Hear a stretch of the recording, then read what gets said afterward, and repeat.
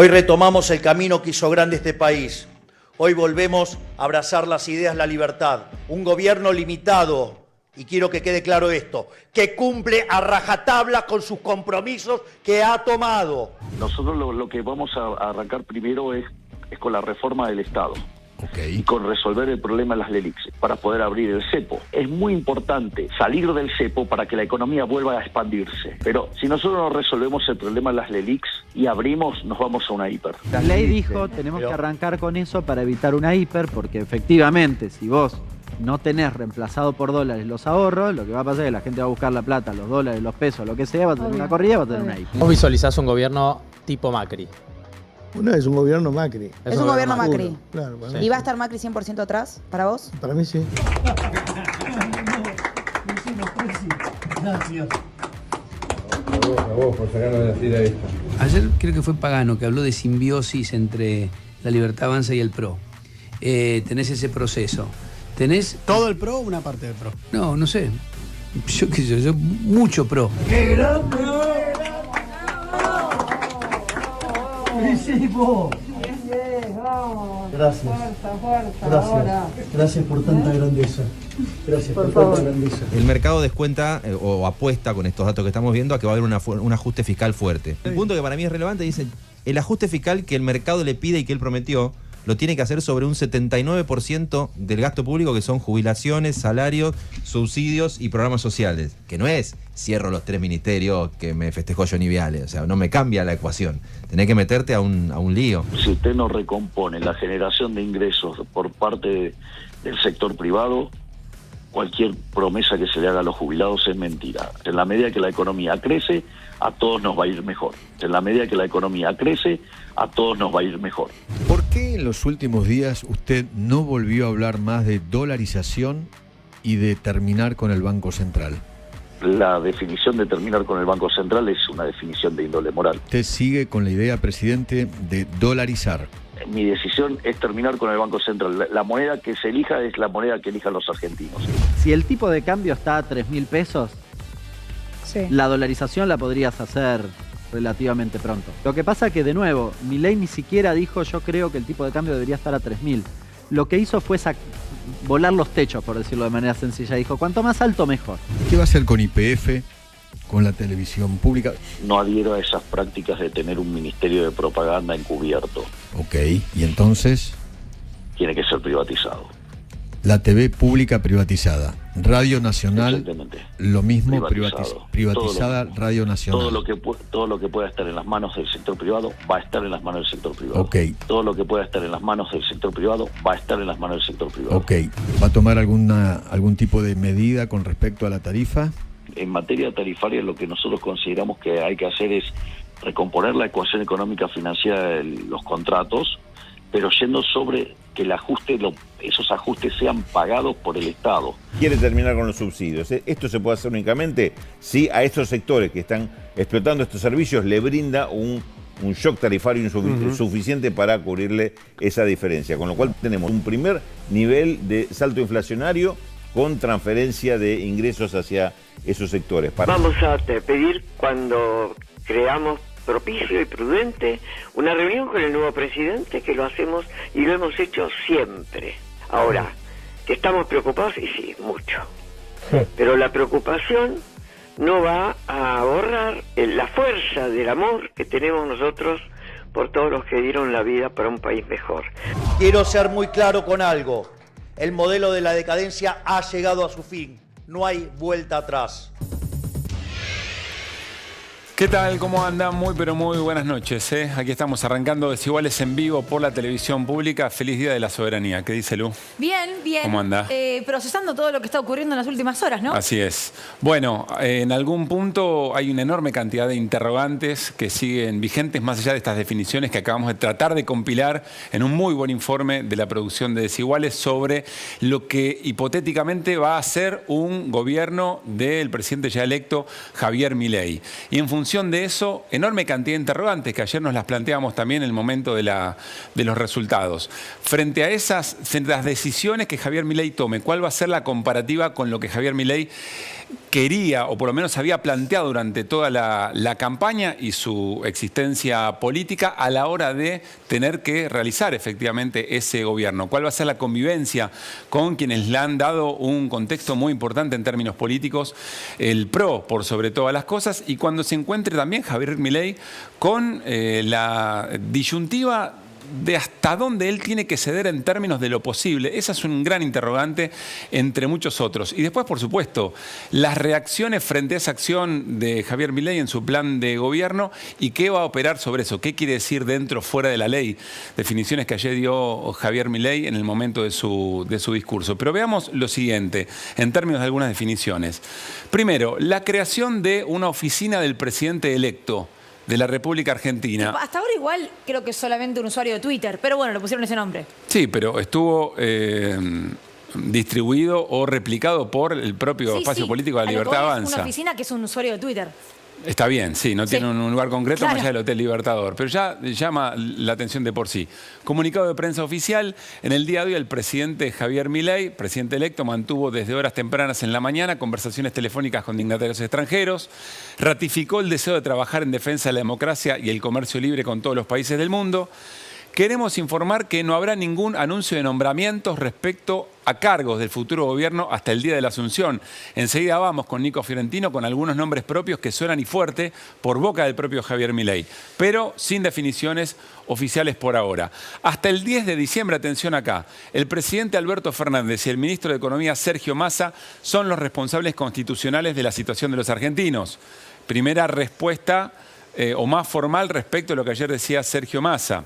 Para finalizar, queremos informar que hasta el momento no hay ninguna reunión prevista entre el presidente Alberto Fernández y el presidente electo, Javier Milei, en función de esa transición. Luego dice, muchas gracias, oficina del presidente electo, República Argentina. Es como la remisería que existía en su momento, ¿te acordás? Que parecía un chiste. A mí. Esto también, insisto, es la manera de comunicar que tiene Sí. la Libertad Avanza. No existe tal oficina en la historia argentina ni en el Poder Ejecutivo. Lo aclaro porque es un usuario de Twitter. Sí, y ¿Es eso? Y el símbolo, digamos, ¿no? Y la definición Sí. que tiene allí en términos gráficos. A mí me suena más a sí. Ministerio de Ahorro Postal, de algún otro momento. Y lo grotesco nunca terminó bien cuando se quiso hacer en serio, digamos, ¿no? Pero bueno, esta es una primera definición con un tono también bastante de primer comunicado, por decirlo amablemente, y a estas horas. Sí, a ver, sin embargo, ya se contradice lo que ocurrió hoy con este comunicado, porque cuando hablamos de un posible gabinete no son informaciones que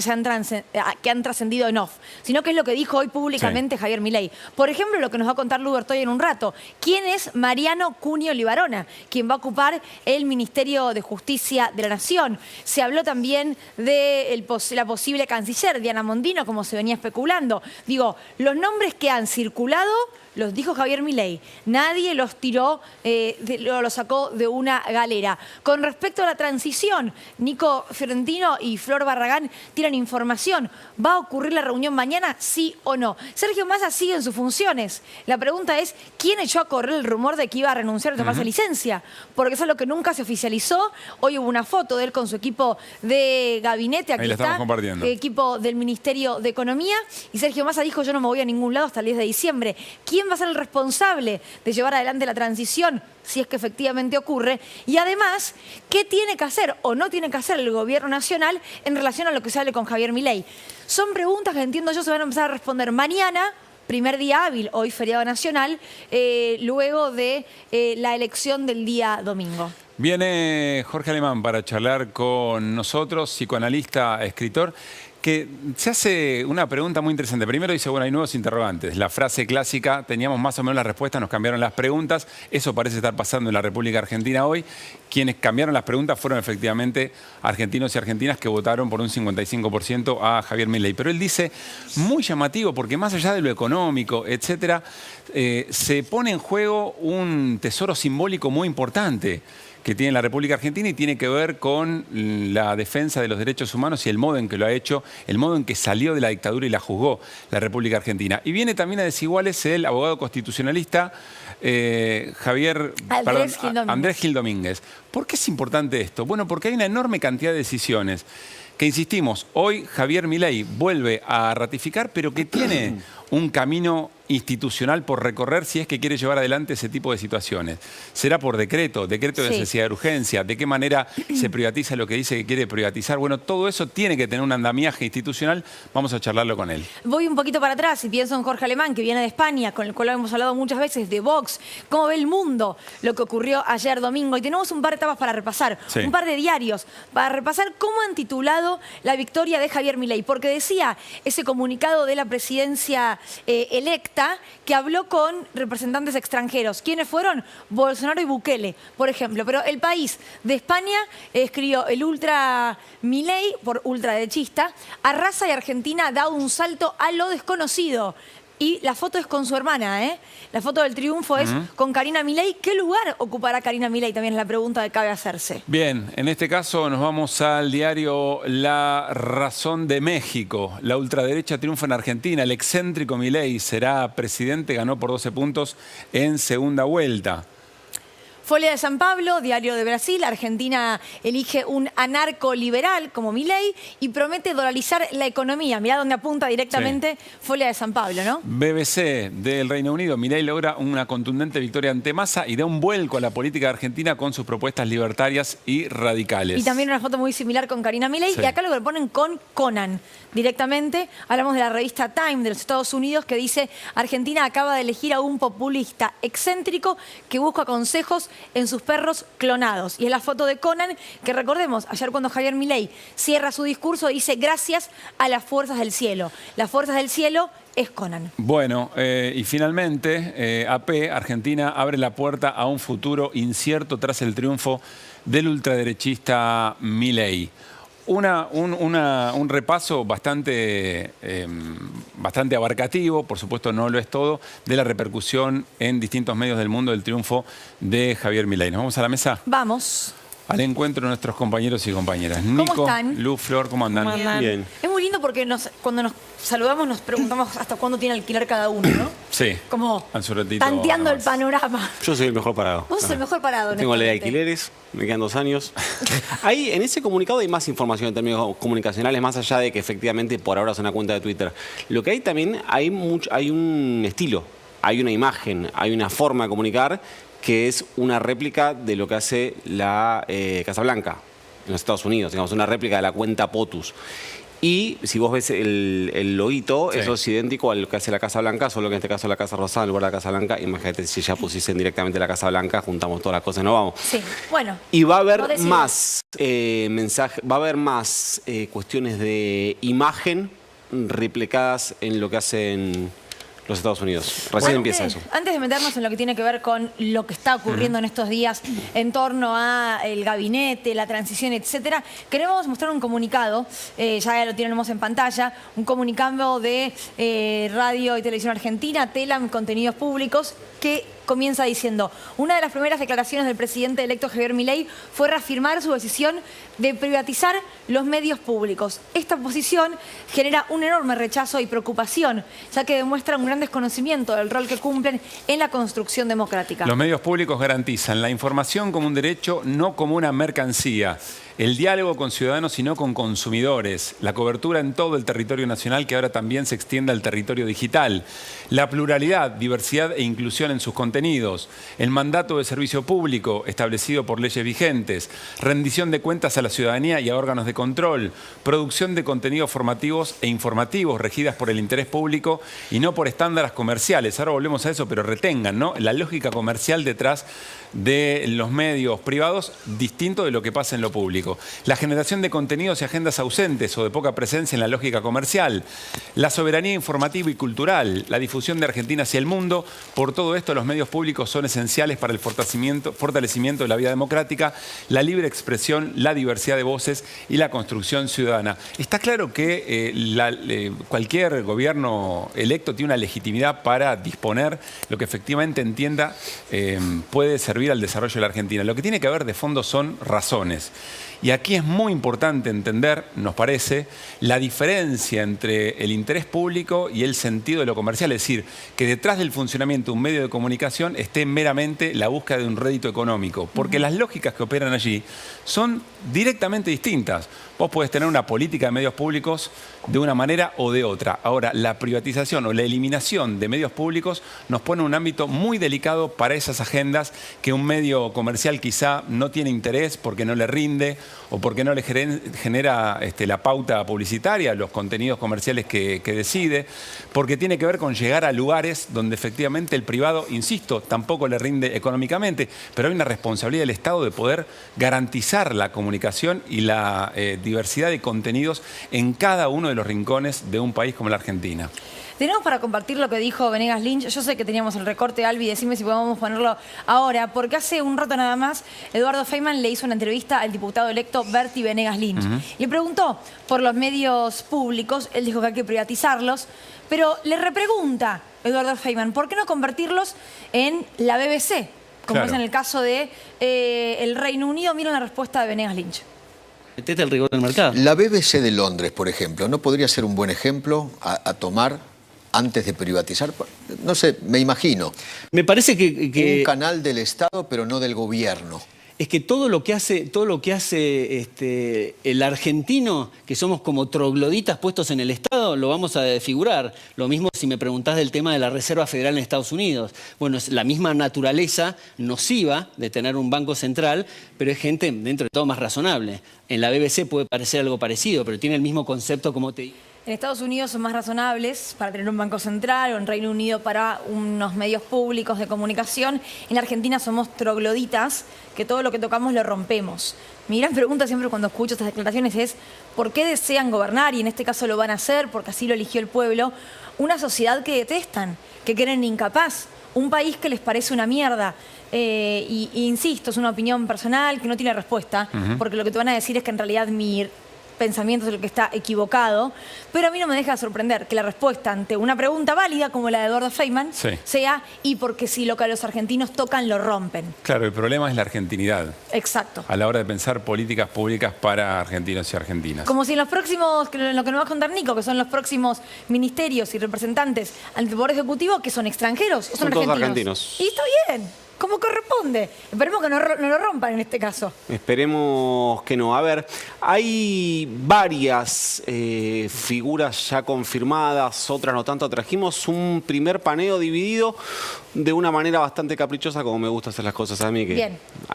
La niñez es muy difícil de soltar. Primera cosa tiene que ver con el círculo más estrecho de Javier Milei. Ahí Nicolás Pose va a ser el jefe de gabinete, de hecho ya está oficiando de esto a tal punto que cualquier persona del universo de la Libertad Avanza que quiere acercar nombres para algunos sectores, el escritorio es el de Nicolás Pose, que proviene del mundo ornequian. Igual era jefe de proyectos en Corporación América, el mismo lugar de donde viene Javier Gerardo Milei. Ahí se conocieron y generaron confianza. Se conocen hace 15 años, desde la Corporación América, por eso llegó a un lugar al que es muy difícil llegar, que es la intimidad de Javier Milei. Otra persona mucho más nuevo en esas relaciones, que también llegó a la intimidad de Javier Milei, es Santiago Luis Caputo. Santiago Caputo es un especialista en comunicación, fue una palabra horrible, pero el gurú de la campaña de Javier Milei. Venía con el expertise, si bien es una persona muy joven, venía con el expertise de trabajar con Jaime Durán Barba. Ahí se formó en varias y también trabajó en otros países. Trabajó en El Salvador, trabajó, creo que en Guatemala también trabajó en campañas en varios países. Quien lo acercó a Caputo, que entre otras cosas además es, porque todo queda en familia, es sobrino de Nicolás Niki Caputo y de Luis Toto Caputo. Los dos amigos íntimos de Mauricio Macri. Nicolás es el amigo histórico de toda la vida de Mauricio Macri. Decía que quien lo acercó es Ramiro Marra, quien es Porque era amigo compañero de de colegio. Esto es, bueno, y ahí tenemos a Karina Milei que muy probablemente ocupe ese lugar, y si no ocupa ese lugar lo va a ocupar en forma... O sea, a mí me dijeron que es una posibilidad que directamente le den el cargo, secretaria general de la presidencia, que es básicamente quien lleva la agenda del presidente, quien lleva las relaciones formales del presidente, algo que es algo que en Argentina hace Julio Vitovelo en este caso, y que en casos anteriores hubo figuras muy renombradas de la política. Este sería como el primer anillo. Gente que, para decirlo como un término que van a leer en 1000 notas, de los que entran al despacho sin golpear, serían estas tres personas. Después, ya cuando te metes en el gabinete, Milei confirmó, hoy lo volvió a reconfirmar, que va a tener 8 ministerios su gabinete. Ahí se viene el achique, al menos en términos de nomenclatura. Algunos nombres ya están confirmados, creo que lo podemos ir viendo. Sandra Petovelos, quien va a estar a cargo del Ministerio de Capital Humano, que es el que va a absorber y va a transformar en secretarías a trabajo, a educación, a salud y a desarrollo social. En Interior va a estar... Perdón, sin ningún tipo de experiencia de gestión pública que se le conozca, digamos, ¿no? A Sandra Petovelos, digo por las áreas que efectivamente tendría cargo cuando se confirme No, es una especialista en Derecho de Familia. Era productora en América igual, me parece. Ella trabajaba como productora también en trabajó, tuvo algún paso por el PRO, eso lo estoy seguro. Guillermo Francos es otro que también viene de la escudería Eurnequian. Bueno, ahí sí hay experiencia igual, ¿no? En gestión. Sí, claro. De hecho, sí, fue funcionario de Daniel Scioli, fue funcionario del gobierno argentino. Funcionario desde la dictadura. Ah, sí. Siempre fue funcionario, perfecto. Sí. Desde antes también. Sí, casta. Casta En puro, términos claro. que no son los míos. Bueno, Diana Mondino también parecía, en algún momento se dudó si la Cancillería formaba parte de la negociación del pacto de Acasuso. En algún momento sonó de Federico, no, Macri no va a ser ¿La verdad que canciller. dijeron canciller en su momento? No. ¿Lo dijo Milei? No, Milei dijo que le gustaría que Macri sea un representante de su gobierno ante el mundo. Imagínate que el que fue papa, ¿no? No va para obispo. No, aparte, Macri empleado de alguien. Bueno, no sé, si va de candidato a vice en Jerarquizado por debajo de alguien. Boca. Va de vice en Boca de candidato. Sí, porque el jefe va a ser Andrés Ibarra. Entonces, pero en las últimas horas me parece que ya quedó confirmado que será Diana Mondino, al menos está dentro de la estructura, es quien está llevando adelante esa agenda. En Justicia lo nombramos a Mariano Cuno Libarona, después en un ratito va a avanzar Lu con eso, que tiene mucha más información, pero dato también, cuarto nombre de la escudería Eurnequian, abogado personal de Eurnequian. Y en infraestructura está Guillermo Ferraro, por ahí es una figura más desconocida. Es alguien que viene del mundo de viene de una auditora, era el director de KPMG, que es una de las empresas de auditorías más grandes del mundo, que básicamente lo que hacen es, cuando vos llevas un contrato, contratás a estas empresas para que lleven adelante la verificación, entre otras cosas. ¿Sabés qué hizo KPMG? Me acabo de acordar, no lo tenía notado, pero hizo la auditoría que ordenó hacer River después de la gestión Pasarela. Siempre estoy con la agenda importante. La hizo KPMG en la Argentina. Básicamente va a ser quien tiene que llevar adelante la no obra pública. Es decir, llevar adelante los contratos con los privados, porque hoy Javier Milei volvió a ratificar que la obra pública se reduce a 0. Vos decís, eran 8 ministerios, ahí hay 5, bueno, faltan 3. Hay 3 que están vacantes y no son los más... Pero estos son los que en teoría están loteados. Estos ya están con nombres garantizados, la gran mayoría. Claro, pero loteados me refiero a economía, lo pone Macri, lo pone el PRO, y seguridad y defensa lo pone la vice. Mirá, Villarruel va a estar a cargo de las políticas de seguridad y de defensa. El Ministerio de Economía da la sensación que va a venir del PRO, de hecho suena muy fuerte Sturzenegger, segurísimo no vamos a saber el nombre del Ministro de Economía hasta el 10 de diciembre, te lo puedo garantizar. En seguridad y defensa no lo puedo garantizar, que también se lo guarden hasta ahí. Lo que sí es, si Macri quiere poner un pie ahí, con Patricia Bullrich va a haber tole-tole, porque esas son áreas de Victoria Villarruel, y Victoria Villarruel dentro de la Libertad Avanza se mueve como una jefa. Sí, es claro. decir, hoy dijo, yo me voy a dedicar, yo solo voy a ser vicepresidenta, pero está desde el día 1 a cargo de esas áreas. Ahora, Sí, y tiene dos nombres ahí dando vuelta, Nico. Uno es Guillermo Montenegro, que es el homónimo del intendente, ex juez, bueno, que es un... Y ex ministro de Seguridad de la Ciudad de Buenos Aires. Exacto. Que es una persona de su confianza y que ahora entró como diputado. Y después hay otro nombre que es un coronel retirado, Jorge Vives, que viene del área de inteligencia y que los dos integran esta fundación que tiene Victoria Villarroel, que se llama Oíd Mortales, que recordemos que es un sello nuevo de una fundación vieja preconciliar, ¿no? Fundación Tridentina por los Valores Clásicos. Bien, una consulta, Nico, porque la oficina del presidente electo dijo que no hay ningún nombramiento oficial.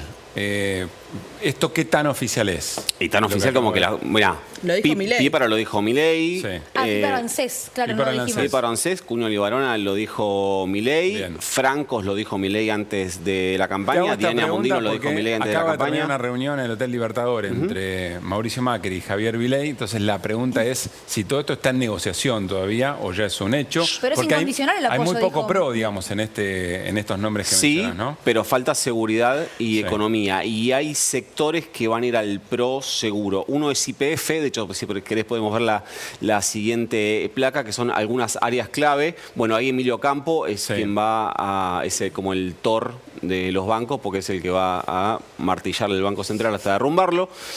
Carolina Píparo la confirmó hoy mismo el propio Javier Milei como la titular de ANSES. Y después, fíjate, en inteligencia está sonando cada vez más fuerte Miguel Ángel Toma, que sí, Guillermo Francos es casta, Miguel Ángel Toma, hay que inventar una nueva palabra. Tiene que ser como casta A. Como hay que cargarle una... Y decía Javier Iguacel, ex secretario del menemismo, ¿no? Claro. Y de Dualde. De Dualde. De Dualde, no del menemismo, de Dualde. Y decíamos Javier Iguacel, ex secretario de Energía de Macri, suena muy fuerte para ocupar YPF y ahí ya empiezan a aparecer los pro. Pero nos queda una lista de nombres que está dando vueltas y ahí fíjate cómo aparecen muchos más dirigentes del pro. Teníamos a Federico Sturzenegger, que parece... Si Milei apuesta por un candidato fuerte para economía, muy probablemente sea Sturzenegger. A menos que busque a alguien de bajo relieve, un técnico, alguien que él diga es un académico, así para que la maneje él, que es otra posibilidad. Luis Toto Caputo es otro que tiene, o podría, a mí me dijeron que se le ofrecieron y que él no tiene ganas. Pero Toto Caputo está descartado, no va a ser él. En La Libertad Avanza, pero digo, no para ministro, pero en algún momento sonó para algún otro cargo, pero me parece que él no tiene las ganas de hacerlo. Federico Pinedo, alguien que se jugó muy fuerte en la interna por Patricia Bullrich. Y ahí tenés dos nombres que son diputados, tenés 3 diputados nacionales. Pichetto, que son Ritondo Miguel y Pichetto, Randazzo. Ritondo y Randazzo. De Pichetto dijo Milei que va a tener un rol importante en la Cámara de Diputados. ¿Presidente? Yo lo que sé es que el 23 de octubre de la reunión que hubo en la casa de Mauricio Macri, ¿se acuerdan? El día después de las generales. De esa reunión, Cristian Ritondo se fue con la presidencia de la Cámara de Diputados en el bolsillo. Otra vez le sacan algo. Sí. Le vienen prometiendo a Ritondo y no le dan nada, ¿no? Sí, Javier Milei era... Recordemos igual que la presidencia de la Cámara de Diputados es algo que tiene surgido un acuerdo y que la principal fuerza política es Unión por la Patria, el Frente de Todos, o vaya a saber uno cómo se llama el bloque, con 108, bastante más que cualquier segundo espacio. Yo tiendo a creer que, teniendo en cuenta que la presidencia de la Cámara de Diputados está directamente atado a la línea sucesoria, no imagino a un peronismo entorpeciendo la designación del presidente o presidenta de la Cámara de Diputados. Sí es cierto que cuando Monzó tuvo que asumir, por ejemplo, en 2015 hubo una negociación fuerte. De hecho, tuvo que ceder. En general, el oficialismo se queda con la presidencia y la vicepresidencia de la Cámara. Y el vicepresidente fue siempre José Luis Gioja. Es decir, tuvo que entrar a la vicepresidencia para que le den la presidencia. Hubo que negociar y además con el kirchnerismo, o sea, duros de la Cámara de Diputados en ese momento. A mí me dijeron que que el pacto de Acasuso implica que Cristian Ritondo sea el presidente de la Cámara de Diputados. Para el último nombre que estaba en esa lista, Lucila Trujillo tiene un sticker que dice, ¿nos sorprende? No nos sorprende. Florencio Randazzo. Bueno, muy bien, ¿nos vamos al living? Dale, vamos. Nos vamos al encuentro de nuestro querido... ¿Cómo estás, Jorge? Respetado. ¿Todo bien? Jorge Alemán. ¿Cómo va? ¿Cómo andas, Te Jorge? agarramos en Buenos Aires. Sí. Por eso era bueno venir, ¿no? Sí, claro. Gracias por estar. No, gracias a ustedes. Te haces una enorme cantidad de interrogantes y además planteas que hay nuevos interrogantes en tu nota en página 12 alrededor de esta elección. La primera, que me parece que es bastante vox populi, es ¿por qué argentinos y argentinas decidimos un camino hacia una zona tan oscura? Bueno, a ver, los argentinos y argentinas que decidieron eso, no sé si saben que lo han decidido. Es un experimento que han hecho, pero no sé si se reconocen en esa decisión. Es evidente que sí, que uno no puede ignorar la dimensión autodestructiva y de inmolación que tiene esto. ¿Pero no crees que hay esperanza detrás del voto a Javier Milei? No digo en todos, pero en gran parte de los que lo votaron el domingo. En el sentido de... De cambio. Claro, ok, se va a destruir, va a haber motosierra, pero para salir mejores. Puede ser. Es que nunca hay un solo factor, ¿no? También se puede pensar que es una revolución pasiva, como decía Gramsci, es decir, todos los efectos de la revolución, pero invertidos. Ha surgido, por ejemplo, un antiperonismo de raíz popular. También puede ser que una persona cuando se suicida tiene una esperanza. También puede ser que una persona cuando se hace daño siente que lo merece. Es decir, hay un conjunto de factores que no permitirían aislar de una manera pura cuál es la causa. Sin duda, por ejemplo, un diálogo que tuve ni bien llegué al país con un taxista que votaba a Milei, me dijo que él le daba una oportunidad. Y yo le pregunté, ¿y si esa oportunidad es la guerra? Que haya guerra, me dijo. Claro. ¿Cuáles son los interrogantes más urgentes que tenés hasta ahora? Bueno, yo tengo mi destino atado a Argentina, entonces hay algunas cosas que me atraviesan como todo el mundo, estoy devastado. Ahora, hace años que escribo sobre esto y pienso, en primer lugar, que hay una impotencia de todos los proyectos transformadores para transformar las condiciones actuales del capitalismo y eso se paga.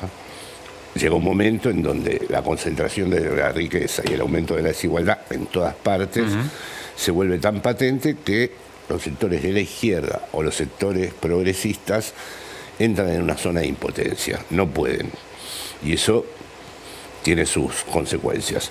Hay otro aspecto que fue la pandemia, es decir, por primera vez, y yo no quiero estigmatizar la locura porque tengo un gran respeto, como cuando hablaba con ustedes, por esa experiencia humana, pero es cierto que en pandemia floreció el discurso delirante, con las vacunas, con quienes la cuarentena era una imposición arbitraria, todo era un gran dispositivo para controlarnos. Eso no fue para la izquierda nunca, ni fue para el progresismo nunca. Todo eso lo fue vehiculizando de distintas maneras las fuerzas de la derecha. Así que se produjo una mutación, es decir, dos amigos míos de España han venido a estudiar esto, una amiga feminista y otro compañero, fueron al búnker y vieron un carnaval de gente con un sombrero, con una motosierra, otros con una cabeza de león, una especie de microexperiencia del Capitolio de Trump. Sí. Bueno, hay un fenómeno de identidades múltiples muy difíciles de traducir que también están empezando a ponerse en juego. Pero ahí te seguís preguntando por las razones que nos trajeron hasta acá. Te pregunto los interrogantes de lo que viene, aunque sea de lo inmediato. ¿Qué preguntas le haces, por ejemplo, no sé esta cómo semana? Va a soportar la sociedad argentina esto que viene. Mi interrogante es fundamental. O sea, yo no creo que haya que verificar nada. Creo que todo lo que parece que va a ser, va a ser. O sea, ahora ustedes describían en el gran esfuerzo informativo que hacen cómo va a estar compuesto esto. Para mí se confirma todo. La pregunta es, ¿qué respuesta social tiene eso? Cuando es un país que, a pesar del triunfo evidente de libertad, avanza, tiene un legado de luchas y tiene sectores que pueden estar comprometidos con respuestas conflictivas. Entonces, ese es un enigma. Porque lo que va a ocurrir va a ser pésimo. No hay ninguna forma en donde... Hay ideas que son directamente malas de entrada. Como dijo la cadena norteamericana, poner un trampolín en un geriátrico es malo, no es necesario experimentarlo. Ahora, pero viste que había muchas personas que decían que iban a votar a Milei, pero que lo votaban creyendo que no iba a hacer todo lo que decía. Vos lo que decís es, va a ser lo que dijo que iba a hacer. Lamentablemente yo experimenté eso porque soy del 76... y muchísima gente cuando se aproximaba el momento de la dictadura, decía que, dadas las dictaduras anteriores, que eran un poco más, menos crueles, no iba a ocurrir, pero sin embargo, todo lo que se percibía en el ambiente previamente con la AAA y luego con la dictadura, se confirmó. Yo no creo que... Otra cosa es que funcionen barreras constitucionales, pero no hay nada que apunte en la intención de ellos a eso. Que es que el Parlamento funcione, que haya una respuesta social. Bueno, bien, eso... Sí. Por supuesto es un interrogante que merece ser tenido en cuenta, ¿no? Bueno, en un rato viene justamente el abogado constitucionalista Andrés Gil Domínguez para preguntarnos eso, ¿no? En un punto, ¿hasta qué momento existe esa herramienta del Estado dentro de la ley? ¿Cuándo sería fuera de la ley? La verdad que es bastante incierto todo lo que se viene. Es incierto sobre todo, Luli, porque en países que tenían una fuerte estructura constitucional se están dando situaciones disparatadas. Lo que fue llamativo de Argentina es que no fueron advertidas en toda su gravedad. Pero hay muchos lugares del mundo donde ocurren... Es decir, la idea de que había cosas irreversibles y que no podían ocurrir, se extinguió. A ver, todo puede ser revertido. Pero en España, por ejemplo, se creía que Vox iba por todo, que lo iba a lograr y finalmente no pasó. Pedro Sánchez acaba de volver a ser reelecto, por decirlo de algún modo. Ganaron por 1,5 millones de votos.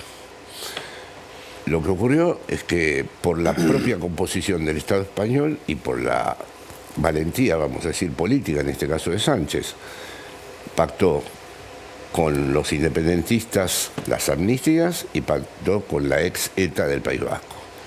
Ha tenido un precio político altísimo porque llegó a haber manifestaciones en Madrid de cientos de miles. Grandes manifestaciones. Con latinos incluidos que piensan que verdaderamente España se rompe y se destruye. Cuando Sánchez es a la vez presidente de la Unión Europea y cuando no hay la fuerza política mayor de Cataluña, es el Partido Socialista en este momento. Pero la derecha sí necesita de nuevo que haya independentismo, y si fuera por la derecha necesitaría que hubiera la ETA. Y aquí la señora también necesita que el terrorismo de algún modo vuelva a tener rostros. O sea, vos lo que decís es en un punto... El acuerdo de Sánchez, estamos hablando de España en este caso, con independentistas o con los que formaron parte de ETA, no le sirve a la derecha porque no tiene con quién pelearse. No, le está sirviendo a la derecha, muchísimo. ¿Sí? Muchísimo. Lo ha puesto a Sánchez en una situación donde le ha permitido hacer gobierno, pero comienza con una respuesta masiva bastante importante. Y con muchísimos amigos míos, progres, que me dicen no se puede hacer esto porque mañana viene la declaración unilateral de independencia de Cataluña. Sino es todo todo es muy disparatado en todas partes del mundo. Se hace una convocatoria contra el antisemitismo y lo hace la Le Pen, que el padre negaba las cámaras de gas. O sea que quiero decir que estamos asistiendo a un cierto derrumbe de ciertas constantes occidentales que dieron lugar a los órdenes constitucionales y democráticos. Y que si uno no tiene en cuenta todo esto, me parece que hay signos nuevos que no se pueden pensar ni se pueden interrogar. Claro. ¿A quién escuchás en estos momentos? ¿A quién te gusta ver cómo reflexiona en este momento de nuevos interrogantes? Nadie tiene idea. ¿De aquí? ¿O del mundo? O En general, porque hay un componente local, pero por lo que contás, está pasando en todo Occidente, en esa impotencia de las izquierdas, de los progresismos. ¿Quién está reflexionando, por lo menos luminosamente, sobre eso? Hay muchos, pero yo debo decirte que, para ser honesto, me inspiro en algunos clásicos. Primero, el nihilismo era algo que estaba vaticinado, y el nihilismo es esto, que las personas votan y verdaderamente en eso que votan no saben bien qué están votando. El nihilismo no era la desaparición de los valores, sino la instrumentación de los valores en favor del mercado. Y eso lo profetizó Nietzsche y Heidegger. Que la pulsión de muerte no era algo de la naturaleza, sino que estaba en el seno de la sociedad, lo escribió Freud. O sea que después hay grandes pensadores contemporáneos que combinan todos estos factores que yo... Jorge, ¿cómo te imaginás la reconfiguración de la oposición y en concreto del peronismo? ¿Cómo me imagino o cómo la deseo? A mí me parece ser interesante que la Argentina tuviera una experiencia de izquierda. No tengo problemas nominalistas, así que si no hay que usar la palabra izquierda, que no se use. Pero pienso que los sectores del peronismo que tienen un proyecto de verdadera transformación y otros sectores que pueden acompañar eso tendrían que, por algún en alguna ocasión, generar algo que en Argentina parece tabú, que es establecer un movimiento en donde no valga cualquier cosa. Porque ahí estamos de nuevo con el nihilismo. Es decir, si tenés una estructura política donde cualquiera puede saltar de un lado a otro y hay siempre esta ubicuidad, y es un poco débil. ¿Ves eso en el peronismo vos hoy? ¿Cómo? ¿Ves eso en el peronismo vos hoy?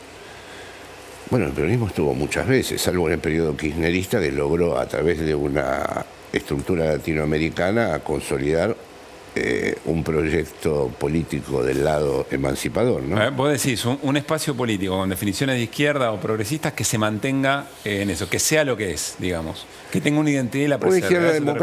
Una izquierda democrática de raíces nacionales y populares. No entiendo bien por qué hay que dejar la palabra izquierda a estos grupos que no terminan de entender nunca cuál tendría que ser el destino histórico de una izquierda, y tampoco entiendo muy bien el rechazo fundamental que hay con la palabra izquierda. No digo que se use, participé de la emergencia de Podemos que no usó la palabra izquierda. Bueno, es la primera vez que gana un presidente por vía democrática que caracteriza a su adversario barra enemigo como zurdo, digamos, ¿no? El enemigo es el zurdo. Bueno, así como Eva Perón logró transformar al insulto performativamente en algo a favor y dijo: mis cabecitas, mis descamisados, mis grasitas, seamos de izquierda. Aunque, ya digo, no se necesita poner el sello de la palabra izquierda, pero ¿por qué no puede haber un movimiento nacional y popular que tenga una orientación de izquierda? Pero hoy lo que se consolida son los frentes, es decir, frentes bastante heterogéneos en la posibilidad concreta, casi única, de poder vencer al avance de la derecha. Pasa en todos los países de la región. Yo creo que los únicos frentes que se van a poder sostener son aquellos que tengan en cierta forma un núcleo ideológico. No pido una gran, no es el periodo de la revolución, no es no es que se va a transformar las relaciones sociales del capitalismo, pero que sí tengan un núcleo que se preserve. Por ejemplo, lo que está logrando Sánchez en ese aspecto, gracias al Podemos anterior, que transformó al PSOE, es mantener un núcleo ideológico en donde ciertos sectores del feminismo, del trabajo, del LGTBI, de los independentismos, se articulan. Claro. Ahora, Vox no llegó al gobierno, pero sí entiendo que algunas batallas culturales las ganó o las puso en discusión. Lo que tiene que ver con los derechos de las parejas del mismo sexo, lo que tiene que ver con el feminismo y sus avances y demás. ¿En las calles de España volvió a haber miedo? No, pero sí se ve que ganaron la guerra civil una vez y la quieren volver a ganar. Y que la derecha busca eso. Sí, se busca eso. O sea, lo que pasa es que está tratando de encontrar un antagonismo que justifique todo lo que están sosteniendo, porque la idea de que va a explotar España todavía no es evidente. La idea de que sostiene Abascal, de que un educador sexual está introduciendo el mundo trans en... Igual que lo que dice Victoria Villarruel y Javier Milei. Sí, es lo mismo. Bueno, son... El monstruo de la... La única diferencia es que la de aquí es peor, digamos, porque las ultraderechas de allá no pueden ir contra las lógicas de Estado. No, tienen un límite en eso. En cambio, Milei... O sea, no te privatizarían IPF, por ejemplo. No dolarizarían. Perdón, ¿por qué? ¿Qué las caracteriza? ¿O cuál es ese límite? ¿Cómo se Porque constituye? juegan con respecto a favorecer los sectores financieros, el neoliberalismo en el sentido estricto, pero le temen mucho a la idea de que el Estado pierda consistencia, porque finalmente la Unión Europea existe después de la Segunda Guerra Mundial por la construcción de los estados de bienestar, y con eso hay siempre un límite. Entonces esta idea... Yo les conté a ustedes que el día que fue Milei estuvo con Abascal y Abascal le hacía un homenaje a Primo de Rivera, que está en la antípoda. Entonces Meloni quiso imponer un impuesto altísimo a los bancos, la frenaron, pero ya había empezado a jugar... Trump mismo, ¿no? Ha sido proteccionista de y la Meloni jugó una carta mussoliniana. No sé si hay una idea de lo nacional. Sí, hay una idea... ¿No ves eso acá? No, recién la pregunta se hacían ustedes. ¿Por qué quieren, es una pregunta de dos vías, ¿no? ¿Por qué quieren gobernar un país de trogloditas? ¿Y por qué han votado aquellos que piensan que somos un país de trogloditas, ahí hay una... Y yo no creo, la Argentina como problema, digamos. La Argentina es un problema porque yo no estoy en condiciones de admitir definitivamente que la respuesta a esto fue el 140% de inflación y el 40% de pobreza. Pienso que hay otros factores también. Tampoco pienso en esta idea de, bueno, no sabemos. Es bravo, Jorge, y ayer lo decía Beto Quevedo. No es solo eso. Beto Quevedo decía, es traumática la experiencia de ir al supermercado y que la guita cada semana te alcanza. Bravísimo, pero si supongamos que aceptás la tesis de que se vota con el bolsillo, entonces estás votando a alguien que va a impedir que vayas al mercado. No lo sabés, vos tenés la expectativa de que no lo sabés. Sí, te lo han dicho. No, pero esta vez no es que... No, pero es que si no... Te están prometiendo que te van a resolver la inflación. No, bueno, pero, a ver, te están diciendo ya desde hace bastante tiempo que va a haber soluciones muy drásticas. Pero porque después viene algo mejor. Bueno, pero, a ver... Sí, pero, perdón, Jorge, es importante esto. Drástica respecto de la casta política. Dijo Javier Milei, va a haber un shock, va a haber un ajuste muy, pero muy fuerte, pero va a recaer sobre lo... Sea cierto o no, no importa. No, más bien que no es cierto. Bueno, la casta política no es ni el 1% del PBI. Está bien, para nosotros puede no ser cierto, pero hay un conjunto de la sociedad que evidentemente creyó que esa era la manera, que afectando los privilegios de los políticos esa idea está bien, pero es desresponsabilizar al colectivo. Es decir, es la idea de, bueno, no saben lo que hacen.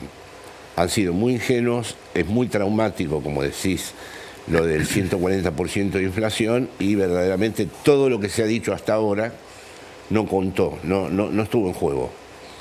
No me parece la mejor vía de análisis. Por supuesto, ¿qué le falta? ¿Qué otro componente? Y bueno, todos los demás componentes que hubo. Por ejemplo, el surgimiento de un antiperonismo de raíz popular. O sea, por ejemplo, la idea de que ese mundo cultural y político en el que vivimos nosotros está totalmente desconectado con una gran mayoría de este país. Y que no sabemos todavía cómo encontrar una solución para todos esos puentes que están rotos desde hace tiempo. ¿Charlaste con Cristina en las últimas horas? No. ¿Hace mucho que no hablas? No hablo. Pero me parece bien eso de que vaya a Bolonia, me parece que ella tiene una pasión intelectual, que es muy importante. Me parece que ha sido terrible que no se pudiera resolver el problema del intento de magnicidio. Yo nunca estuve de acuerdo con la modalidad que se realizó con respecto al gobierno de Fernández, pero no porque estuviera identificado al proyecto de Fernández, sino porque metodológicamente me parecía imprudente que mientras crecía el huevo de la serpiente te dieras el gusto de poner a cada rato todo patas para arriba. Sí. A mí... La discusión interna, ¿a eso te referís? A mí me parece que fue un internismo, un goce de la interna excesivo que no trajo las consecuencias deseadas y que incluso en algunos momentos fue funcional a esto que está ocurriendo. Claro. ¿No? Es decir, hubo algo que si te renuncian 9 ministros, bueno, llegó un momento en donde la destitución, haber vaciado de autoridad a un presidente,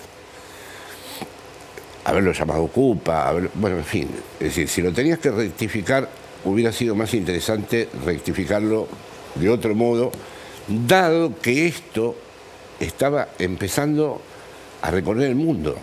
O sea, no es que aquí... Se pudo ver venir. No es que aquí apareció la ultraderecha. Y te digo más, Pablo, en España no hay malas condiciones económicas y ganaron por 1,5 millones. No sacaron el 54%, pero la próxima vez, ya en las encuestas que están dando, Feijóo va primero con el alcalde. El Partido Popular. En Alemania también crece. En Finlandia también crece. Así que si vamos a explicar siempre desde la variable económica, me parece que hay un montón de elementos que tienen que ver con transformaciones antropológicas y sociológicas que el neoliberalismo ha generado en las distintas sociedades que se escapan. ¿Qué estás viendo en la relación Macri-Milei? Pues el padrino era bastante previsible. Él perdió. Él no ganó. Él en realidad perdió. Y ahora apareció el aparato de Macri, que tiene una concepción clarísima de cómo puede ser un gobierno orientado por los negocios. ¿Hay posibilidad de buena convivencia entre esas dos maneras de ser político? Eso no está garantizado por el caso de Milei, porque la Carrió misma nunca fue una garantía. Siempre en estos personajes disruptivos hay varias caras. Y hay una libertad en un punto también, puede ¿no? haber momentos donde el cinismo sistemático del macrismo se encuentre con el momento disruptivo, como se lo encontraron con Carrió en pequeña escala. Este puede ser muchísimo más problemático. Claro. Jorge, gracias, como siempre, por haber venido, porque aparte hoy acá presencial. Bueno, muy bien, gracias a ustedes. ¿Qué hacemos, Caruso? Nos vamos vamos para allá. a la mesa. Dale. Muy importante lo que va a pasar en los próximos días. Por supuesto, la gente está muy, pero muy preocupada y parecen ser determinantes estas próximas horas, ¿no? La famosa transición. ¿Cómo se va moldeando efectivamente esa transición?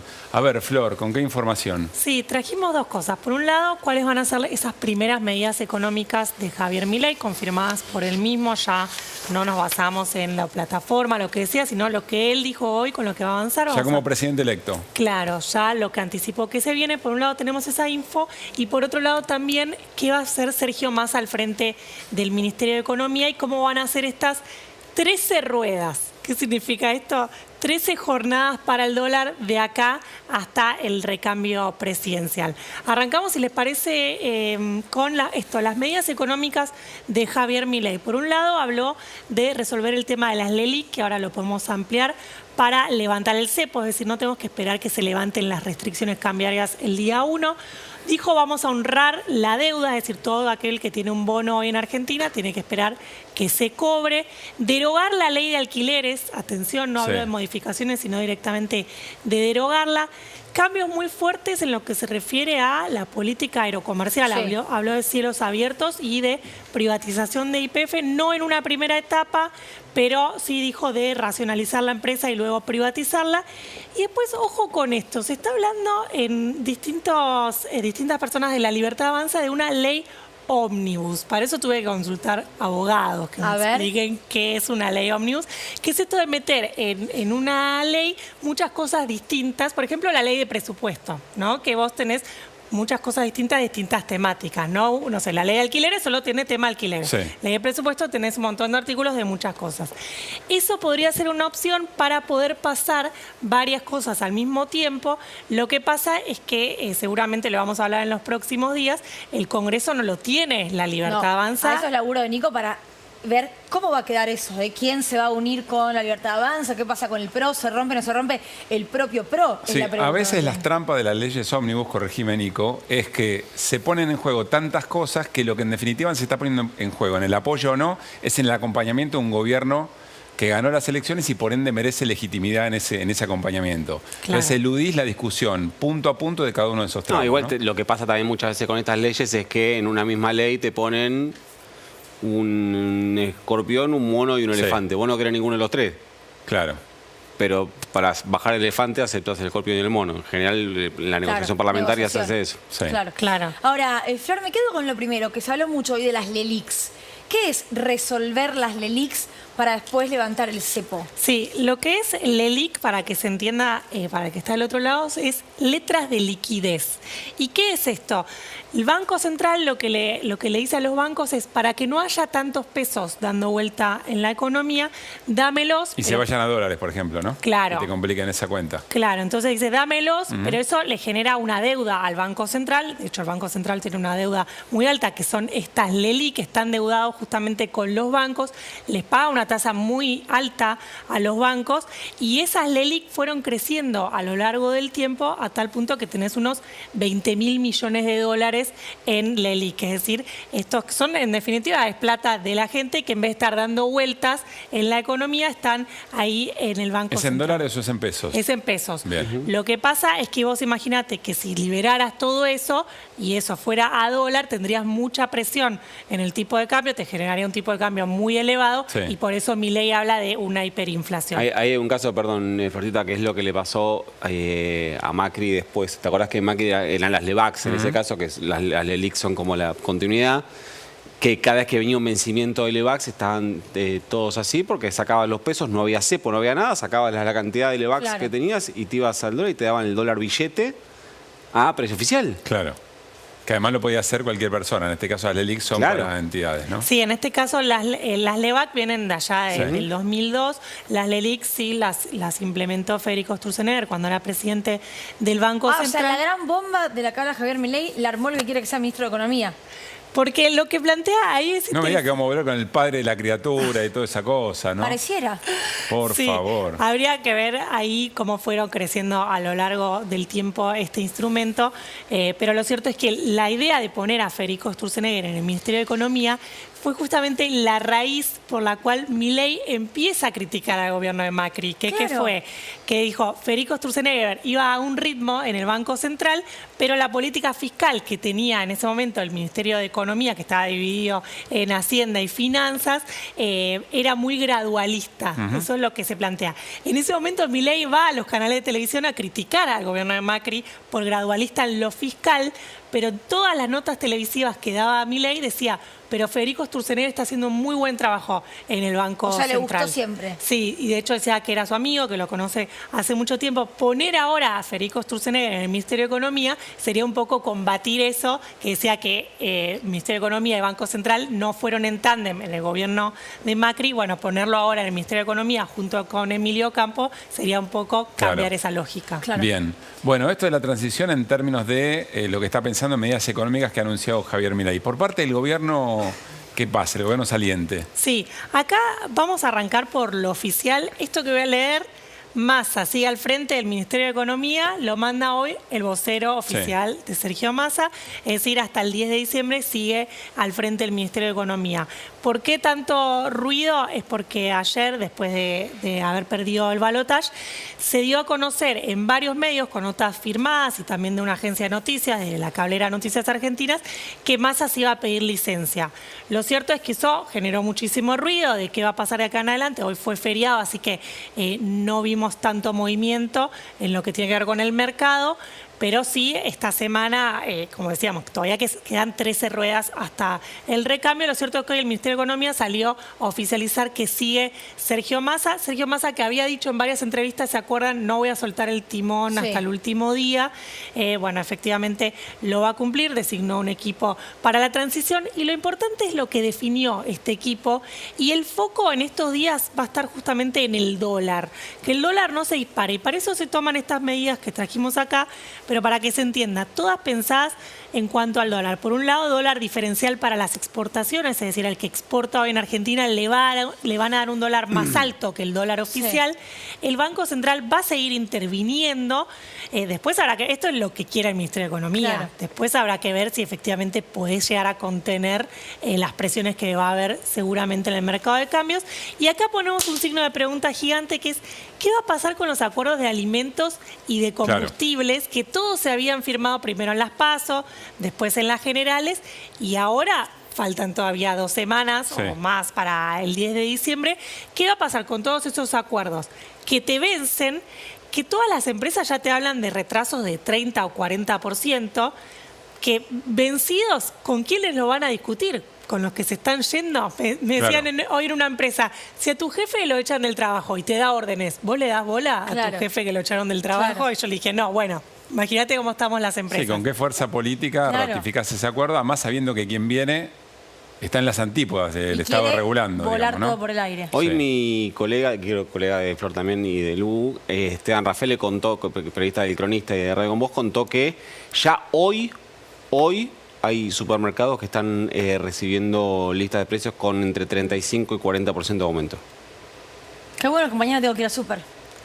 No, era hoy. El fin de semana había que ir Trujillo al supermercado. Hoy mañana. No bueno, también se va creando, de esta manera se crea, de esta manera se va creando la psicosis que hace realidad el problema. Bueno, ¿no? Perdón, ayer por la noche en las estaciones de servicio que me crucé de acá a mi casa, en todas 1,5 cuadras de cola de autos. Vamos generando esa preocupación que después vuelve real. Yo lo que estoy diciendo es lo que pasó, no estoy diciendo que hay un motivo o no. Bien. Veremos si la reunión efectivamente se concreta. La reunión entre Javier Milei y Alberto Fernández iba a ocurrir hoy, no ocurrió. Veremos qué pasa en los próximos días. Mañana tampoco va a ser. Bueno, mañana tampoco va a ser. Muy difícil que mañana sea. Se habla del miércoles y si vos me dejás que yo deje la información de lado un ratito y teorice... ¿Cuándo viaja? Yo no sé si se va a hacer. Pero perdón, porque ¿cuál es la intención de Javier Milei de no generar esa reunión? ¿Cuál es la intención? No sé. Lo que sí estoy seguro, que después dejo que cada uno en sus casas haga el ejercicio de linkear las dos cosas, es que Javier Milei quiere, o sea, no quiere ser el responsable de lo que pase con la economía de acá al 10 de diciembre. Bueno, hay algo en juego ahí, ¿no? Corregime, Flor. Venimos escuchando mucho aquello de cuanto peor mejor y que cuanto más alto esté el dólar, más sencillo llevar adelante ciertas medidas. En lo técnico, bueno, puede ser, no soy un especialista. Ahora, en lo social, en el impacto social, ese tipo de crisis tiene un efecto disciplinador que te hace aceptar muchas cosas que quizá en otro momento no. Por ahí está el costo político. Una cosa es que vos devalúes la moneda un 300% al 11 de diciembre y otra cosa que te hagan una devaluación del 100% antes y que tu devaluación sea más corta. ¿Quién paga el costo político de eso? Bueno, esto es lo que se va a estar jugando día a día, por lo que cuenta Nico. ¿Nos vamos al living? Dale, porque está nuestro invitado ya sentado, el doctor Andrés Gil Domínguez. Gracias por haber venido. Gracias por la invitación. Andrés, porque la verdad es que tenemos preguntas, más allá de que te leemos constantemente, técnicas con respecto a la constitucionalidad, digo bien o no, de algunas medidas que ya se anuncian, ¿no? Por ejemplo, y arranco por una que recién mencionaba Flor, ¿puede un presidente electo como es Javier Milei, el día que asume, derogar la ley de alquileres? No, la ley de alquileres la puede derogar el Congreso. Lo que puede hacer el presidente una vez que asuma es enviar un proyecto de ley para derogar esta ley, porque tiene iniciativa legislativa, pero el presidente en sí no tiene la capacidad de derogar una ley. ¿Ninguna? Ninguna. Lo único que tiene es una capacidad legislativa excepcional, que es a través de que son los decretos de necesidad y urgencia. Pero eso se puede dictar cuando existan situaciones objetivas de gravedad, como fue la pandemia, y que sea imposible seguir con los trámites previstos por la Constitución para la sanción de las leyes. ¿Pero quién decide la necesidad y la urgencia? El presidente. El presidente en acuerdos de ministros y con el refrendo del jefe de gabinete. Los famosos DNU. Pero entonces es una correlación de fuerza, no es un problema institucional o legal. No, no es una correlación de fuerzas porque el órgano natural es el Congreso. Si uno en la anatomía del poder, el Congreso es el corazón, que bombea todo el sistema. Y la potestad y la atribución de todos los temas que ha planteado Milei tiene que pasar por el Congreso y tiene que modificar leyes o sancionar nuevas leyes. Si no, y muchas leyes, por más que sean sancionadas, son desde mi punto de vista inconstitucionales y pueden ser impugnadas ante la justicia. ¿Cómo cuál? Y por ejemplo, eliminar el Banco Central, por ejemplo, la dolarización, por ejemplo, ir a un sistema bimonetario donde la moneda nacional tenga un mero valor nominal y pierda. Eso vos decís choca con la Constitución. Eso choca con la Constitución histórica que dio Alberdi y choca con la Constitución después de la reforma. Es decir, la Constitución que dio Juan Bautista Alberdi, que están citados por Milei, estableció entre las atribuciones del Congreso sancionar, crear un Banco Central, crear una moneda nacional, darle valor con relación a las monedas extranjeras, y en la reforma en 1994 se incorporó otro inciso que le obliga al Congreso a defender el valor de la moneda. Entonces, dentro de todas estas atribuciones, Banco Central, tener moneda, darle valor y defender, vos no podés tener un sistema dolarizado o un sistema bimonetario en donde el peso tenga, o la moneda nacional tenga un mero valor nominal y pierda su valor frente a una moneda extranjera. Ahora, con lo que pregunto lo asumo a Lu Bertoia porque conoce mucho el sistema judicial argentino. Imagino un intento de dolarización, una denuncia en la justicia y un recorrido que luego tiene esa denuncia. Teniendo en cuenta el historial de los jueces y fallos de nuestro país, ¿vos ves que quisieran enfrentarse a un Javier Milei en el poder y decirle, che, hasta acá? Y el fuero que se tendría que ir es el fuero contencioso administrativo federal de la Ciudad de Buenos Aires, o depende del impacto de las medidas que se tomen a cualquier juez federal de la República Argentina, porque en cada provincia hay un juez federal, en cada provincia hay una cámara federal o hay una cámara que abarca a una o más provincias, con lo cual depende del impacto de la ley que se sancione o la medida que adopte un poder ejecutivo, puede ser que sea el contencioso local o puede ser que sea cualquier juez federal de la República Argentina. Cuando Macri derogó artículos sustanciales de la ley de medios, ¿qué tipo de...? A través de un decreto de necesidad de urgencia. ¿Y quién lo validó?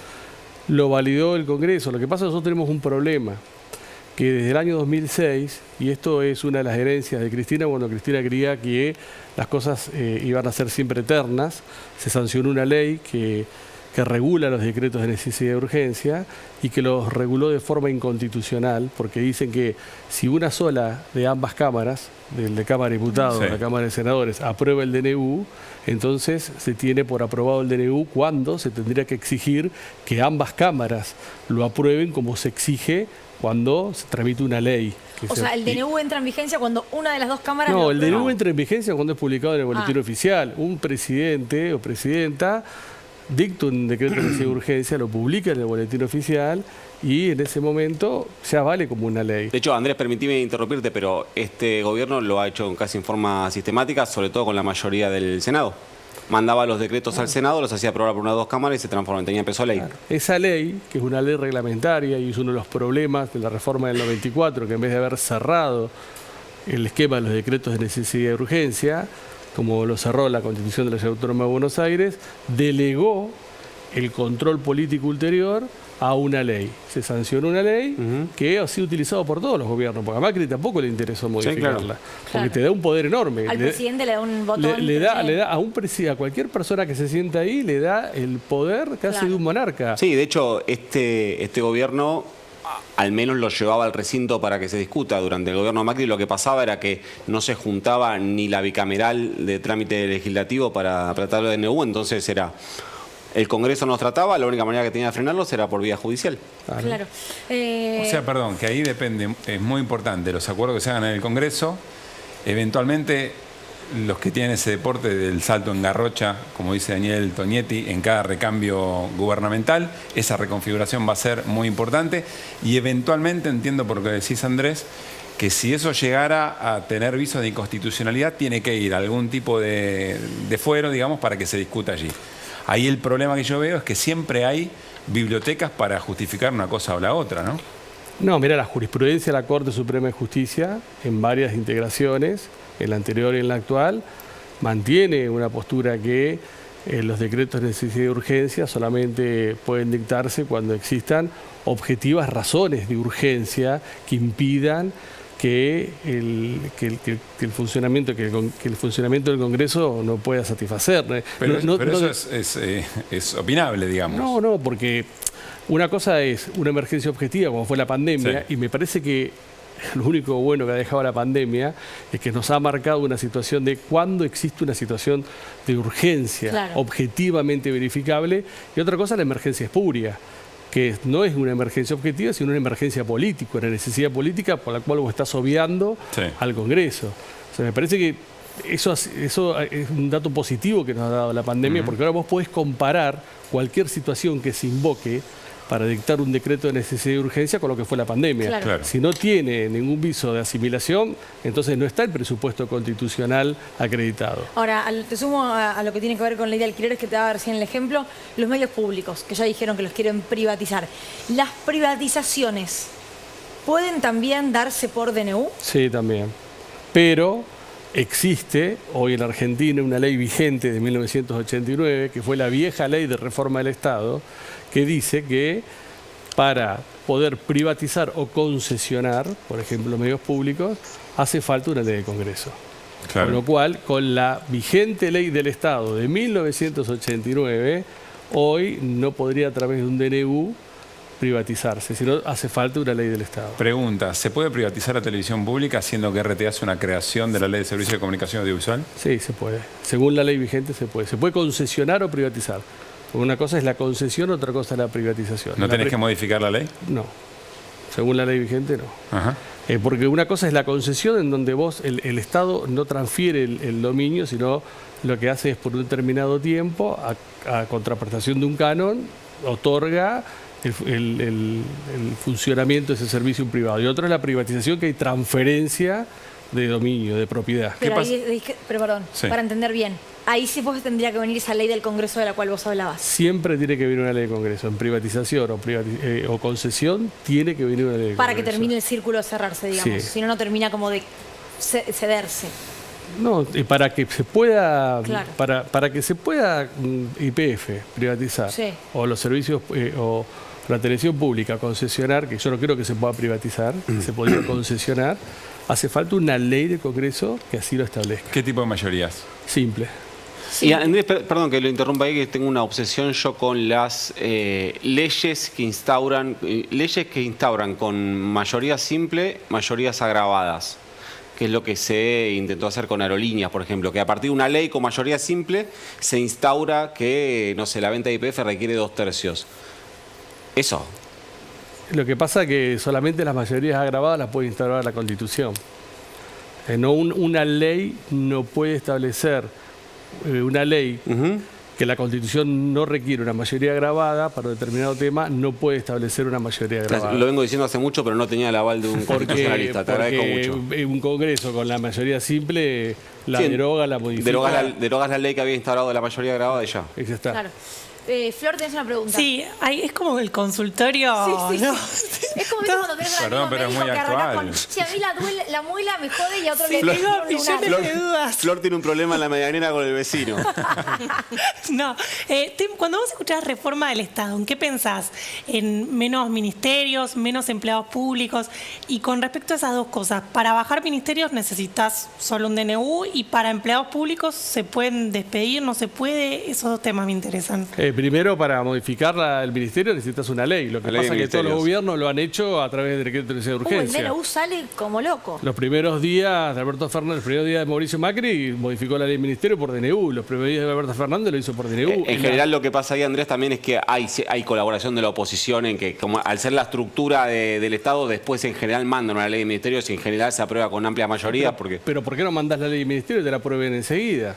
Y con respecto a los empleados públicos, tienen estabilidad constitucional. Los que están designados, los que tienen que estar en planta, tienen estabilidad. No pueden ser despedidos. Lo que pueden ser despedidos es quienes están en una situación de no estabilidad, que puede estar con contratados y no estar en planta permanente. Ahí sí el Estado puede decidir unilateralmente hacer cesar la relación laboral, pero el que está en planta solamente puede hacer cesar la relación laboral a través de un sumario administrativo. Claro. Ya vamos con el perfil de Cuño Libarona, que ha sido nombrado como eventual ministro de Justicia. Tengo una última consulta. Cada vez que, de las pocas veces, le preguntaron a Javier Milei qué haría si alguna de estas iniciativas rebota en el Congreso, él dijo, llamo una consulta popular y con el resultado de la consulta popular le digo al Congreso a ver quién se anima a desacreditar lo que piensa la gente. ¿Qué piensa de eso? Primero que el principio que rige a nuestra democracia es representativo y republicano. El pueblo no gobierna ni delibera, sino a través de sus representantes. Y quien se quiera aducir la titularidad del pueblo cae en delito de sedición. Es decir, lo que es la consulta popular vinculante y no vinculante son formas excepcionales de consultar al pueblo de democracia semidirecta. Bueno, puedes gobernar con ese mecanismo. Y a su vez debe partir del propio Congreso, el que tiene que plantear la consulta popular vinculante. Y el Poder Ejecutivo la puede plantear en no vinculante en materias propias de la Administración. Claro. ¿Nos metemos en el perfil del próximo ministro de Justicia? Bueno, sí, hoy Javier Milei confirmó al pasar en una entrevista con Eduardo Feynman que Mariano Cunio Libarona va a ser su ministro de Justicia. Cunio Libarona es un viejo conocido, y me decían así, en los tribunales. Digamos que de novedoso, anticasta, tiene poco, ¿no? Sí. Porque, bueno, es familia de abogados, su padre fue fiscal en la Cámara del Crimen. Y además, bueno, como decía Nico, viene de lo que es el mundo Ernequian. Además, bueno, como Javier Milei tiene esta práctica de panelista, ¿no? ¿Se acuerdan que estuvo en Intratables estuvo, ¿no? En Animales Sueltos. En Animales Sueltos, tenés razón. Sí. Y es un abogado icónico de los años 90, ¿no? Que esto también es otro de los temas que surcan a La Libertad Avanza. ¿Por qué decimos abogado icónico de los años 90? Porque estuvo en el caso del jarrón de Guillermo Coppola, estuvo involucrado también en el caso AMIA, porque era uno de los defensores de Juan José Rivelli, el comisario, y en un momento fue detenido, estuvo detenido durante un mes por orden de Ollarvide, que lo acusaba de haber coaccionado al juez de la causa AMIA, que era Juan José Galeano, todo en base a una discusión por un video. Los videos siempre fueron muy importantes en la causa del atentado. Fue abogado de Menem también por el tema del contrabando de armas a Ecuador. Y en casos más recientes, sí, podemos hablar que tuvo intervención hace poco en el caso del juez de Mendoza, Walter Bento, y también es abogado en la causa de los cuadernos del sobrino de Arnequian, Hugo Arnequian. También fue abogado de José Alperovit en la causa por el abuso a su sobrina, ¿no? Siempre casos mediáticos de intervenciones fuertes en los tribunales. ¿Y cuál es el aporte que le puede hacer Cunio Libarona a Javier Milei? La pregunta es esa, ¿no? Bueno, eso se lo podemos preguntar a Andrés, a ver si él coincide, pero me parece que tiene que ver con el conocimiento de los tribunales, sabe qué puertas golpear. Ahí también uno de los interrogantes es, bueno, ¿cuál puede ser la relación con la Corte Suprema? Porque lo que venían planteando desde La Libertad Avanza es, nosotros vamos a consensuar el nombre del ministro de Justicia con el máximo tribunal. Yo hoy preguntaba en el máximo tribunal y me dicen, ¿qué van a consensuar si entre nosotros no consensuamos nada? No podemos consensuar entre nosotros. En el máximo tribunal. Claro, mirá si van a consensuar con nosotros. Eso es básicamente lo... O sea, le dijeron, no, mira, disculpame, pero no es un momento de consenso. Vamos a una interna tremenda, Vení no nos pidan otro el día. ministro de Justicia, chicos. Bueno, también porque incluso, bueno, llega un nuevo gobierno y produce reacomodamientos, ¿no? En la Corte. Fíjense que Horacio Rosati salió fuerte a decir la dolarización es inconstitucional. Sí. Después Ricardo Lorenzetti le contestó con una carta que lo trataba de panqueque. Digamos que el clima nunca está para bollos, sí, ¿no? Y después están los grandes desafíos que va a tener Cunio Libarona, que tienen que ver con completar la conformación de la Corte. Ahí empezaron a surgir algunos temas, algunos nombres. Él dice que tiene una terna de 3 mujeres, una de las que suena es Ivana Bloch. También tiene que nominar a un candidato a la Procuración General de la Nación, que recordemos que ese cargo está vacante desde el año 2017, cuando Mauricio Macri forzó la renuncia de Alejandra Giles Carbó. Ahí también está circulando otro nombre, que es el de Marcelo Lutini, que es un ex juez de la Cámara del Crimen, bastante vinculado a todo lo que es la reacción policial o no a las fuerzas de seguridad, que, bueno, mano dura. Y después, bueno, el gran tema que va a tener es ¿qué hace con las cárceles? ¿No? Siempre recordemos que las cárceles están bajo dependencia del Ministerio de Justicia. Él en algunas entrevistas lo nombró como un tema de su interés. Podemos agregar un interrogante que es más propio nuestro, es, bueno, recordemos que el Ministerio de Justicia tiene bajo su órbita la Secretaría de Derechos Humanos de la Nación. Ahí no sabemos qué va a pasar con la Secretaría de Derechos Humanos. Sí, va a seguir. Exactamente, una de las versiones que se había publicado en el diario La Nación era que La Libertad Avanza no quiere una Secretaría de Derechos Humanos. Así que le preguntamos, entre otras cosas, Andrés, ¿cómo ves el panorama tanto para nominar en la Corte Suprema, nominar procurador, y cómo puede ser un Ministerio de Justicia sin la pata de derechos humanos?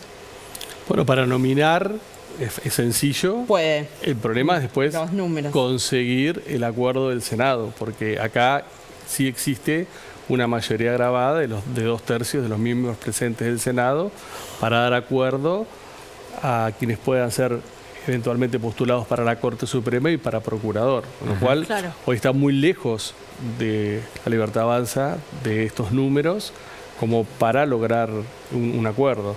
Claro. Y si no son candidatos o candidatas de consenso en el marco de una política pública de reforma del Poder Judicial, yo veo muy difícil que el Senado opositor a hoy a Milei preste el acuerdo. Ahí el DNU, aunque Macri lo hizo, no hizo un DNU. ¿Qué hizo? Un decreto simple de una designación en comisión. Y eso no se puede.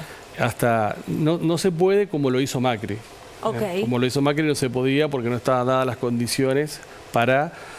Vos podrías hacerlo si tenés algún tipo de situación donde te quedás con un miembro de la Corte, con 2 miembros de la Corte, o ningún miembro. Entonces ahí sí no es el momento. Podrías hacer una designación en comisión en la medida que el Senado no esté funcionando y vos necesitas cubrir esa vacante hasta que después lo ratifique o no cuando el próximo periodo. Pero acá estaba y en este momento tampoco hay condiciones como para justificar. No hay ninguna. Entonces me parece que el problema que va a tener Milei va a ser el problema que tuvo Alberto Fernández. Que si vos no llegás a un acuerdo político sobre una reestructuración general de la justicia como una política pública, difícilmente puedas alcanzar. Y me parece que el modelo Milei no es la grieta, es el abismo. Vamos, si acá necesitamos consensos, un gobierno de unidad nacional o como quieras llamar, para superar la grieta, esto es directamente el abismo lo que está planteando. Andrés, sabrás que hay mucha preocupación en trabajadores y trabajadoras de los medios públicos, por eso volvemos sobre el tema y esta pregunta. Aquellos trabajadores y trabajadoras de RTA que están bajo ley de contrato de trabajo, ¿pueden ser despedidos? ¿Tienen estabilidad? Si están bajo ley de contrato de trabajo y no están bajo el régimen público de designación, y sí, pueden ser despedidos. Indemnizados también. Indemnizados, tienen que ser indemnizados, obviamente, porque son despedidos sin una causa que lo justifique, tienen que ser indemnizados. Gracias, Andrés. Es el consultorio de las preguntas. No, pero nos da muchas herramientas respecto de lo que viene y sobre lo institucional, digamos. No, y me parece que, retomando lo que dijo Milei, el discurso, dentro de la Constitución todo, fuera de la Constitución nada, y lo que esté por fuera de la Constitución, existen mecanismos institucionales para resguardarla y para defender muchas conquistas que basándose en la Constitución se han hecho leyes estos últimos años. Gracias, Andrés. Gracias a ustedes. Nos vamos a un corte breve y seguimos con Desiguales. Dale.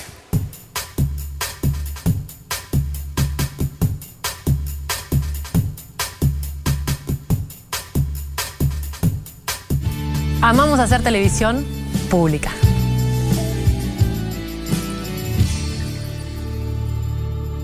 Adrián Mercado presenta su nuevo sistema de subastas online. Desarrollamos un sistema más rápido, más fácil, que te permite participar desde cualquier lugar del país. Si querés que tu empresa crezca, elegí Adrián Mercado. ¿Sabías que tu vuelo a Europa con Iberia puede ser mucho más premium? Descubrí la clase turista premium, con más entretenimiento, más espacio y comodidad. Volá a otro nivel por muy poco más. Europa, más cerca tuyo.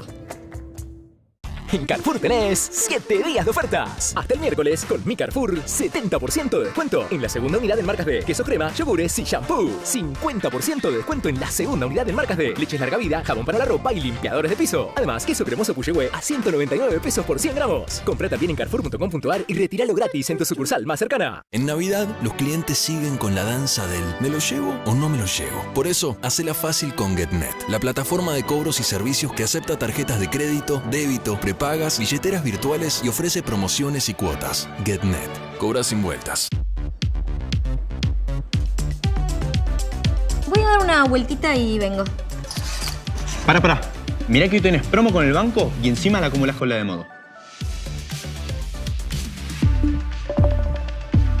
¡Wow! Mirá todo lo que llevo ahorrado. Modo, la billetera de los descuentos. Todas las axilas merecen el mejor cuidado. Por eso con DAV elegís más que protección. Único con un cuarto de crema humectante y vitamina E. Sentí la diferencia con DAV. Me siento hermosa con mis axilas. El movimiento de tu cuerpo se apoya en 3 ejes: cartílagos, articulaciones y huesos. Moverte es esencial en tu día a día. Disfruta, fluí en cada momento.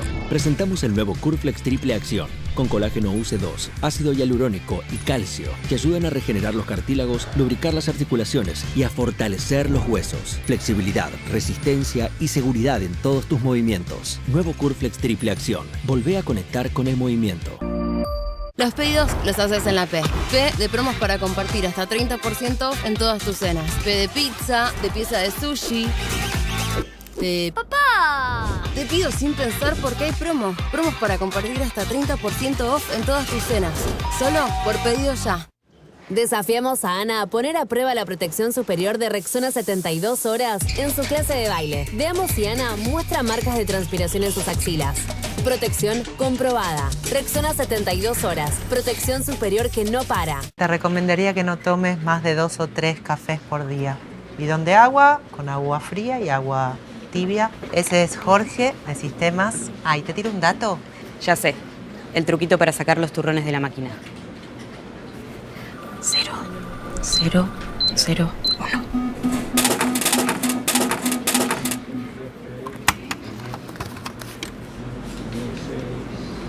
No. Te iba a decir que si pasás tu sueldo a BBVA tenés un montón de beneficios en supermercados y combustibles. Encima te dan un premio de bienvenida para que te compres lo que quieras.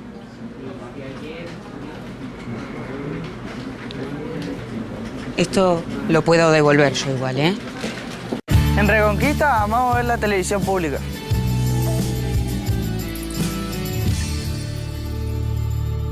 ¿Pensás que las subastas no son para vos? Son para todos, porque podés comprar y vender desde donde estés de manera rápida, fácil y confiable. ¿Querés participar de nuestra próxima subasta?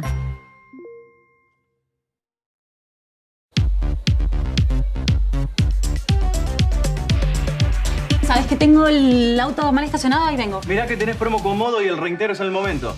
Opa, te pago con Modo. Buenísimo, ya se me acreditó. Modo, la billetera de los descuentos.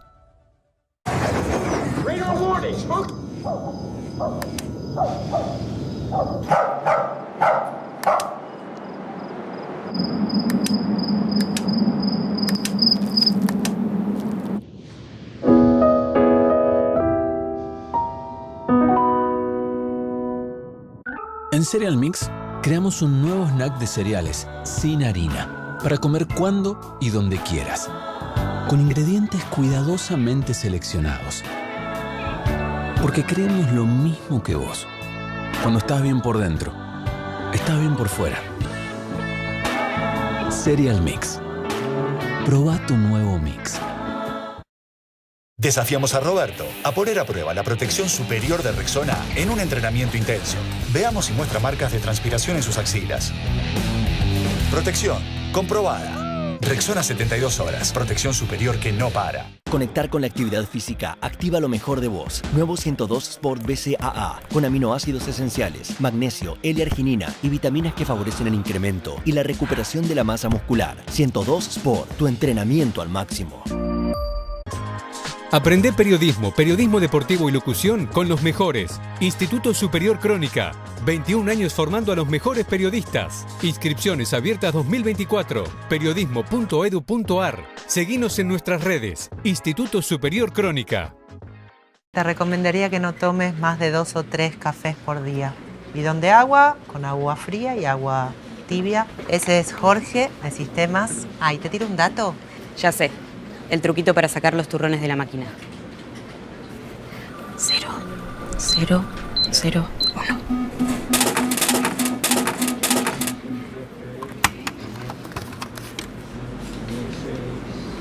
No. Te iba a decir que si pasás tu sueldo a BBVA tenés un montón de beneficios en supermercados y combustibles. Encima te dan un premio de bienvenida para que te compres lo que quieras.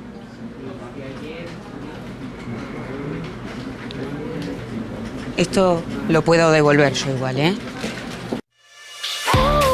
Todas las axilas merecen el mejor cuidado. Por eso con Dove elegís más que protección. Único con 1/4 de crema humectante y vitamina E. Sentí la diferencia con Dove. Me siento hermosa con mis axilas. Un día nuestra vida se dividió en dos. Antes de Qatar y después de Qatar. Antes de Qatar elegimos creer. Después de Qatar no tenemos dudas de que todo es posible. Antes soñábamos con la Copa. Después soñábamos con la Copa. Antes de Qatar, Año Nuevo se festejaba el 31. Después se festeja el 18. Y antes de Qatar, nos hicimos sponsor oficial de la selección argentina. Después, somos sponsor de esta era. Schneider.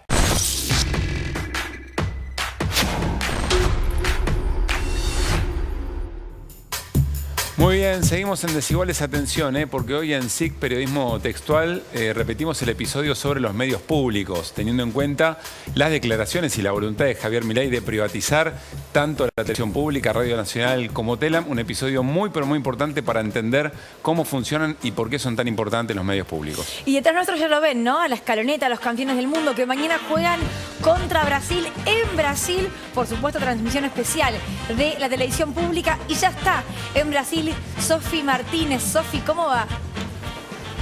Hola chicos, ¿cómo están? Arriba ese ánimo. Acá estamos en Brasil, en Barra de Tijuca, específicamente en Río de Janeiro. Acaba de llegar la selección argentina. Mañana tenemos el 6º partido de estas eliminatorias sudamericanas rumbo al próximo Mundial. Argentina va a enfrentar al clásico, ya lo sabemos, al clásico sudamericano.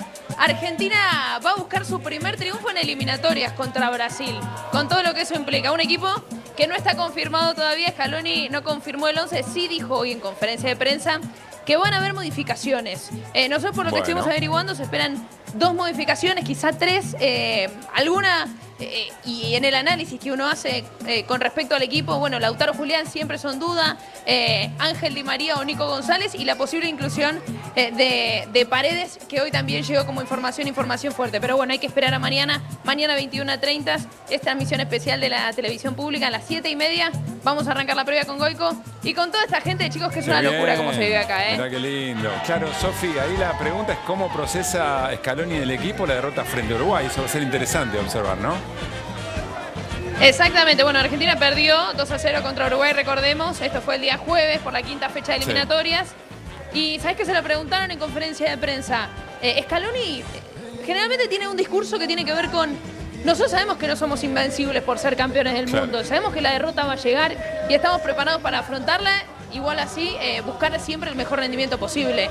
Pero convive con la posibilidad de la derrota, no le tiene miedo, aunque tiene muchas ganas de ganar y de seguir ganando. Por eso no se quedan en los pergaminos, en lo que ganaron. Le preguntaban también si le generaba un buen recuerdo volver al Maracaná después de lo que fue la final de esa Copa América en la que Argentina gana 1-0. Y dice, pasé hace 1 año y medio, 2. Ahora hay nuevos jugadores, hay que ir por más. Y me parece que siempre es el mensaje que baja como para pensar y estar siempre enfocado en ir por más. ¿Quién lleva el partido de mañana a todos los rincones de nuestro país? La televisión pública, Sofi, gran trabajo, hermosa barra por ahí atrás y muy buena transmisión mañana. Muchas gracias, chicos. Así es, una vez más con la televisión pública vamos a estar junto a la selección argentina para que lo vea todo el país. Y mirá la gente cómo está acá.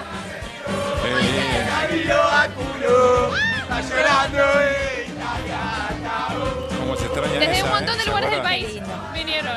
Muy bien. Gracias, chicos. Gracias, Sofi. Comuníquense ahora aquí en la televisión pública porque se viene el capítulo de SIC, Periodismo Textual, sobre medios públicos. La importancia de tener Radio Nacional, de tener la televisión pública, de tener Telam y de llegar a todo el país. Nos reencontramos el miércoles, Sí, porque mañana aquí estará a esta hora la transmisión de Brasil-Argentina, Argentina-Brasil. Miércoles la seguimos desiguales, como siempre. Aquí estaremos. Chau.